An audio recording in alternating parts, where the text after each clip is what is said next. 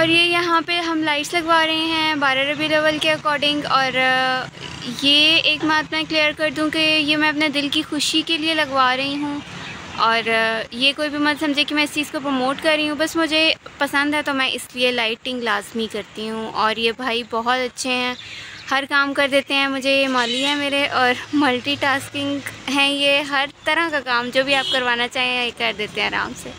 तो अब ये मेरी लाइट्स भी लगा रहे हैं, इंशाल्लाह लगती हैं तो फिर मैं आपको दिखाती हूँ। और ये देखें कितनी प्यारी लग रही हैं लाइट्स, इतनी ज़्यादा मेहनत उसने की है और बहुत अच्छा फ़ाइनल रिज़ल्ट हमें मिल गया है।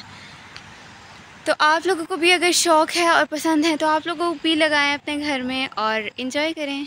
अस्सलाम वालेकुम एवरीवन, कैसे हैं आप सब? आई होप कि बिल्कुल ठीक होंगे। मैं भी बिल्कुल ठीक हूँ अल्हम्दुलिल्लाह।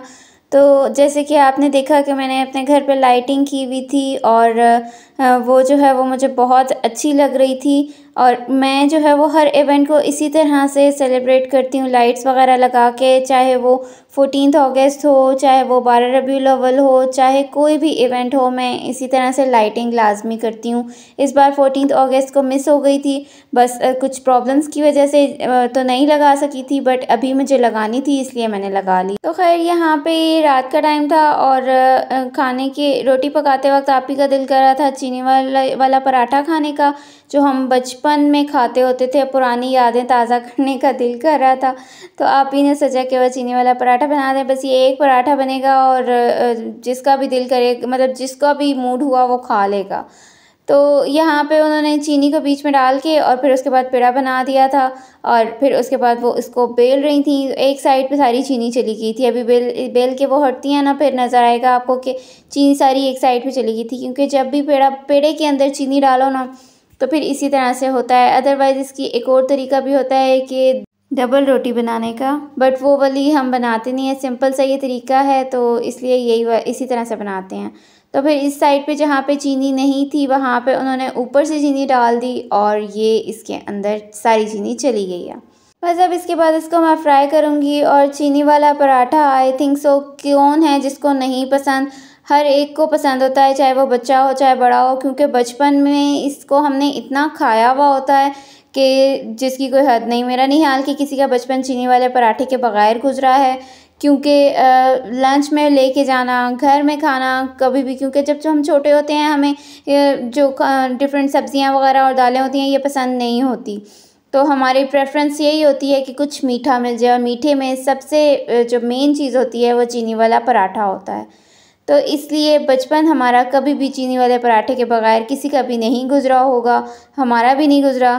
तो खैर यहाँ पे हम अपने पराठे को फ्राई करने लगे हैं और घी डाल दें। आप इसके अंदर देसी घी भी डाल सकते हैं, मैं सिंपल घी डाल रही हूँ क्योंकि देसी घी हम लोगों का बहुत कम यूज़ में आता है।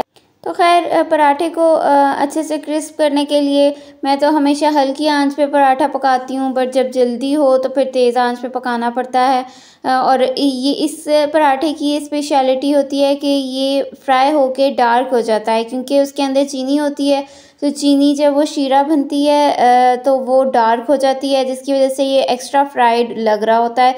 अदरवाइज़ होता इतना फ्राइड नहीं है, लेकिन वो फील हो रहा होता है कि बहुत डार्क हो गया है। तो अभी मैं इसकी साइड पलटती हूँ तो आपको दिखाती हूँ कि ये भी इतना ही डार्क लग रहा था, बट इतना डार्क था नहीं, क्योंकि फ्राई तो मैंने नॉर्मली किया था, इतना ज़्यादा नहीं फ्राई किया था। और मेरा भांजा तो अभी भी जो है वो चीनी वाला पराठा खाता है लाजमी, क्योंकि उसको भी पसंद है। और अगर कुछ ना हो तो मैंने उस दिन उसको ना पराठे के ऊपर चॉकलेट स्प्रेड लगा के दे दिया था। यंग्स का चॉकलेट स्प्रेड मैं लेकर आई थी इम्तियाज़ से। पहले मैं न्यूटेला लगा के खाती होती थी, बट अभी वो मुझे अवेलेबल नहीं था तो मैं वो लेकर आई थी। और उसका भी टेस्ट ऑलमोस्ट नहीं, न्यूटेला जैसा तो नहीं आप कह सकते, क्योंकि उसका तो एक अपनी ही बात है ना, बहुत यमी होता है। और लेकिन ये भी यमी था, लेकिन इतना ज़्यादा नहीं था, बट आप गुजारा कर सकते हैं। इसे चॉकलेट स्प्रेड है, that's enough for me and Saim, क्योंकि मैं और साइम चॉकलेट के दीवाने हैं बहुत ज़्यादा। तो यहाँ पे मेरा पराठा जो है वो फ्राई हो गया है और अब हम इसको खाएंगे और इंजॉय करेंगे, बहुत मज़ा आता है। खैर यहाँ पे मैं इसके बाद जो है वो अपना स्टोव साफ़ करने लगी थी, क्योंकि जब फ्राइंग वगैरह का काम हो तो फिर इतना गंदा हो जाता है कि जिसकी कोई हद नहीं, ऑयल वगैरह की, और छींटें पड़ती हैं सालन की। तो रात को किचन से निकलने से पहले मेरी कोशिश यही होती है कि मेरा पूरा किचन नीट एंड क्लीन हो, बर्तन सिमटे हुए हों और स्टोव साफ़ हो, पूरा सब कुछ साफ़ सुथरा हो जाए, तो तभी मुझे सुकून आता है। तो इसलिए मैं साफ़ लाज़मी करती हूँ। कभी कुछ प्रॉब्लम हो जाए तो वो एक अलग बात है, वो तो एक जेन्युइन रीज़न होती है।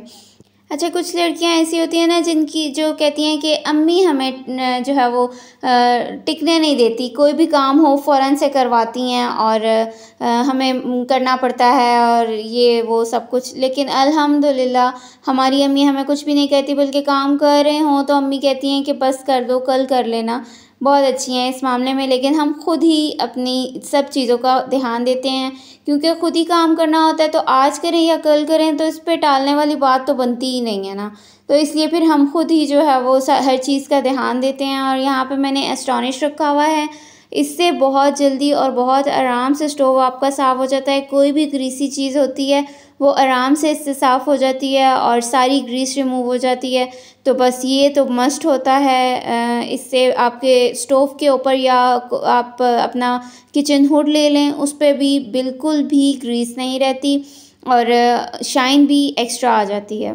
तो इसलिए इसको मैं लाज़मी यूज़ करती हूँ। लेकिन अगर साफ़ हो स्टोव, ज़्यादा गंदा ना हो, तो फिर मैं इसको नहीं यूज़ करती हूँ। जस्ट ऐसे ही स्कॉच ब्राइट से आप इसको साफ़ कर लें तो आराम से साफ़ हो जाता है। तो बस यहाँ पे हम अपनी वीडियो को एंड करते हैं। और स्टोव मेरा साफ़ हो गया था और बीच में वीडियो कट गई थी, जिसकी वजह से आपको पूरी वीडियो देखने को नहीं मिलेगी। तो वीडियो को एंड करते हैं। अगर वीडियो पसंद आए तो लाइक शेयर सब्सक्राइब ज़रूर कीजिएगा। मुझे अपनी दुआ में याद रखिएगा। आप अपना ख्याल रखिएगा। अल्लाह हाफिज़।